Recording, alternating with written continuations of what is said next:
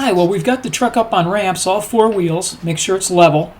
And now pull the dipstick. That can make the a little bit easier for the oil to flow out of there. And coming in from the passenger side, there we see our pan, our rusty pan, with 14 10mm bolts holding it on. Now I've previously scraped some of the rust around the flanges of these bolts and also treated them with penetrant.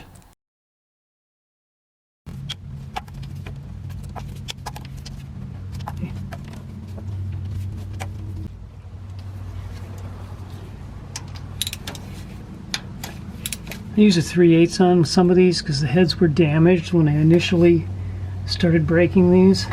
Hey, you can use a 3/8 to get a corroded or damaged 10mm out. That's another one. It's a 3/8.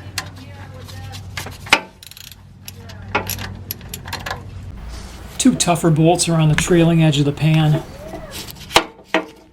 See, I marked where they are approximately to help me find them. I'm going to take these two end ones out first all the way. We're going to drop the pan down on this end. This is the way I saw somebody do it in a video, of course. Turns out it's not going to work on this vehicle, and I'll very quickly show you why.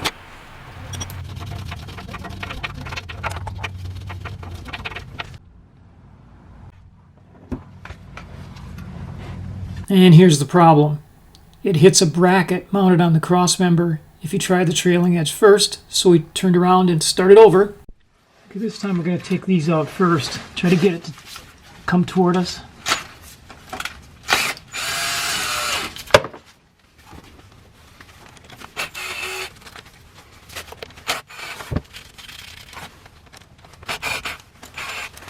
And then we'll just gradually loosen them on the side.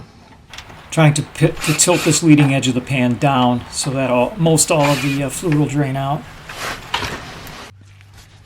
Okay, a little less. Okay, now it starts to come down.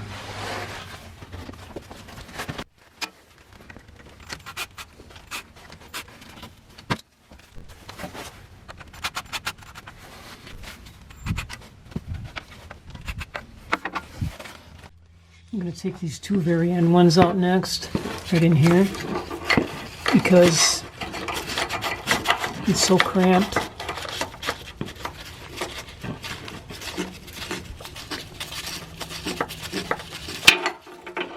There's one.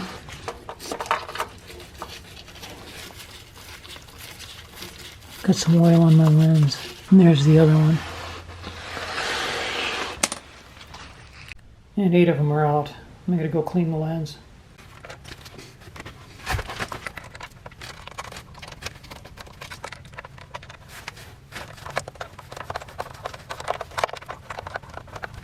Get out these remaining 2 corner ones. Right in there. I can turn them up by hand now and just turn them down.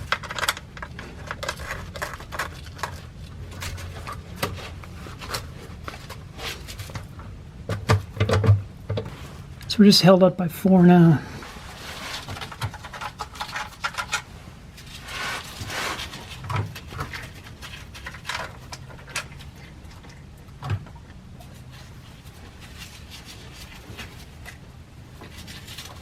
It feels heavy yet. There's a lot in there yet. This is all we got out of there, just by lowering the pan.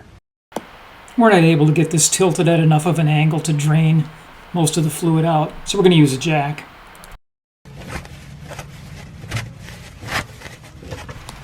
We're going to take those last 2 bolts out and just let it rest on the jack.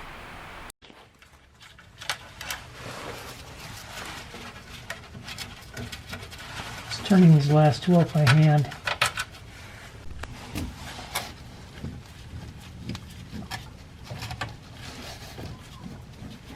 Okay, we're catching on his lip over here.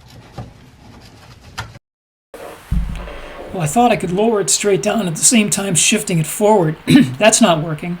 Apparently the filter inside is stopping it from moving forward. Okay, so we got our pan in here now. We're going to lower it down, and apparently it will not come straight down. So let's see what happens.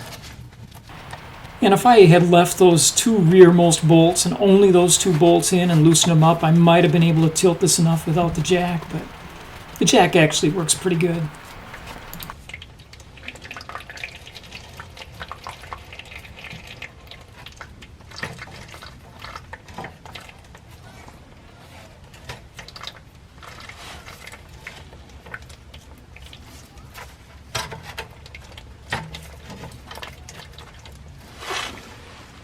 Okay, so there we go.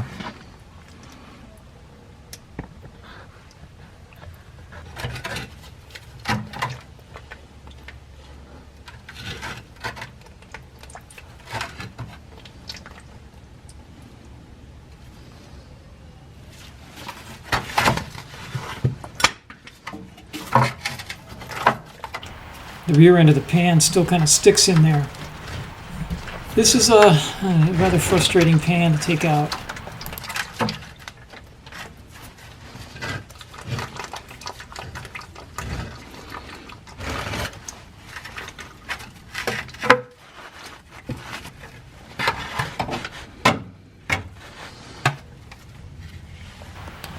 Now these gaskets are said to be reusable, but my new Wix filter came with a gasket.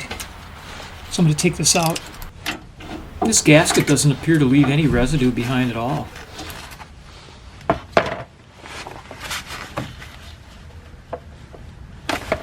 Oh, I guess the draining's not over yet.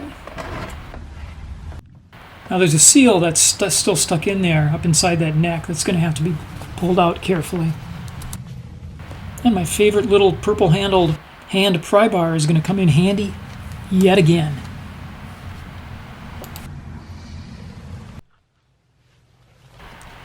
Well, this isn't the first time this pan's been dropped, because the original factory plug that they put in on the line is gone.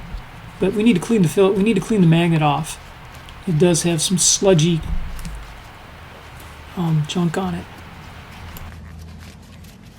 I was planning to use this Dorman pan on the left, which has a drain plug in it, but I didn't like the fact that they painted the inside. They dipped it basically. Contact from with the hot fluid can eventually cause it to bubble, peel, and get into the transmission fluid. So I decided to recondition my pan, which was still rather sound. So I removed as much rust as I could in half an hour or so, and then put on a coat of this rust reformer.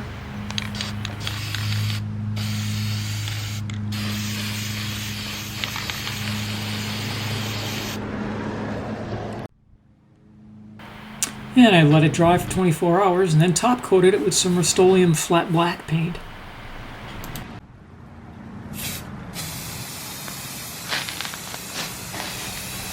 Yeah, that's enough of that. Let's get to work installing this.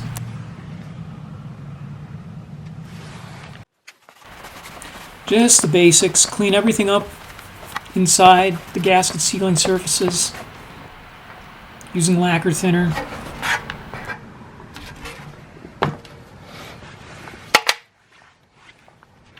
See, we're going to clean the entire edge now. I have some lacquer thinner here.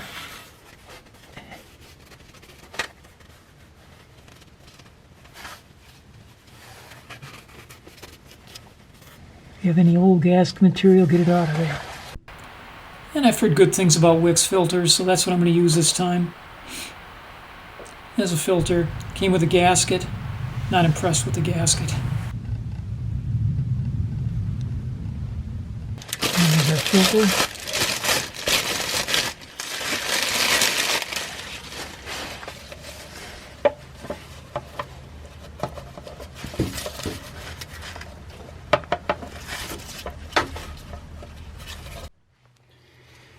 Okay, I've got the gasket ready. I put just a little bit of grease on the other side so it kind of hold it in place a little bit, maybe. Or not. Also like a little bit of anti-seize on the bolts. And I have 3 new ones to replace some damaged ones as well that I bought from Ford. Only place I could find them.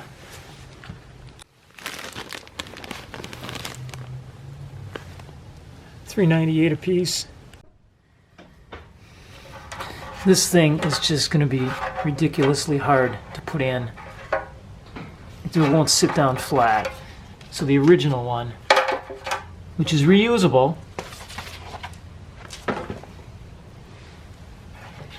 you read the outside, pan is equipped with reusable gaskets, so they really wanted you to reuse that gasket.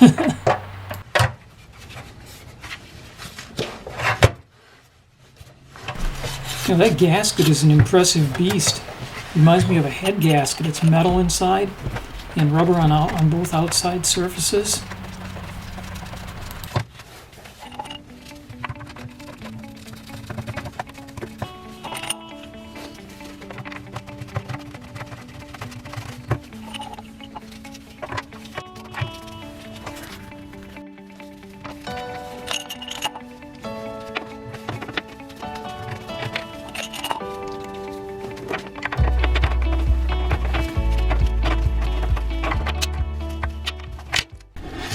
Now these two bolts against the bracket are the challenge here. Just got to get the right tools in there.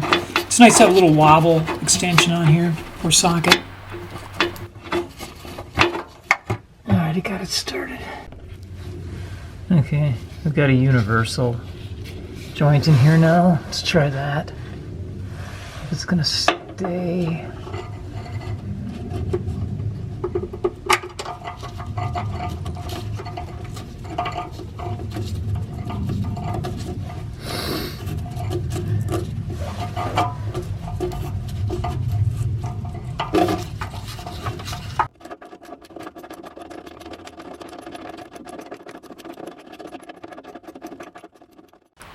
Carefully take the time to do this right.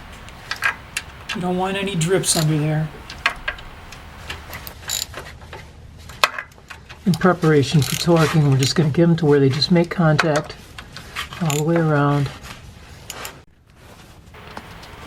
I'm torquing these to 120 inch-pounds in a crisscross pattern.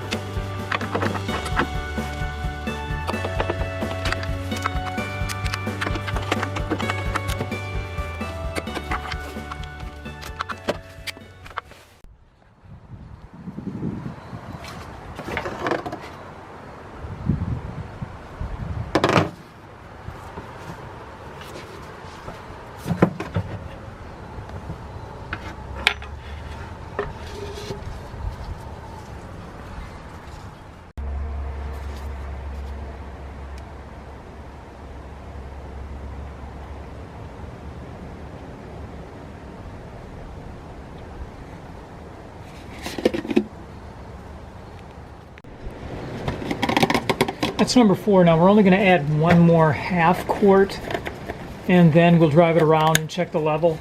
It's better to underfill it slightly than to overfill it. So we'll watch this one right here and only take it halfway.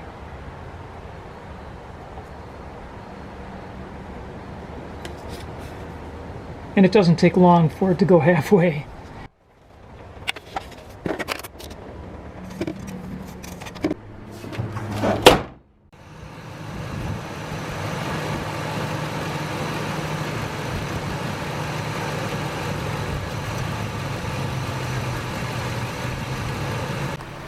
So as I expected, we're a little bit short, so we're going to add another half quart back in. Good news underneath, it's not leaking. Thanks for watching, and please subscribe.